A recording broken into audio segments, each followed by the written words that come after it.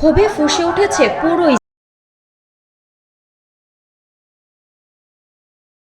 এদের মুক্তির দাবিতে বড় ধরনের বিক্ষোভ হয়েছে তেল আবিবে। তেল আবিব ও জেরুজালেমকে সংযুক্তকারী একটি হাইওয়ে অবরোধ করে চলে এই বিক্ষোভ। এ সময় জিম্মিদের ছবি সম্বলিত প্ল্যাকার্ড নিয়ে বিক্ষোভ করেন বিক্ষুব্ধ ইসরায়েলিরা। বিক্ষোভের ফলে তৈরি হয় ব্যাপক যানজট। সড়কের মাঝখানে আগুন ধরিয়ে দেন বিক্ষোভকারীরা। এ সময় দ্রুতই হামাসের সাথে চুক্তিতে যাওয়ার দাবি জানান তারা।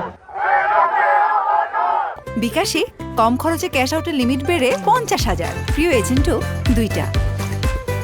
বিক্ষোভকারীদের বেশিরভাগই জিম্মিদের পরিবারের সদস্য। 7 অক্টোবর ইসরায়েলে হামাসের নজিরবিহীন হামলার পর থেকেই জিম্মি মুক্তির দাবিতে বিক্ষোভ করে আসছে সাধারণ ইসরায়েলিরা।